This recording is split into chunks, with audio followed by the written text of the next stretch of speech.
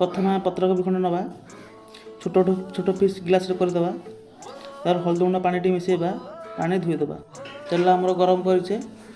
जीरा टी पकईदेबा कंचा लंका टी पकईबा तार पियाज टी रखा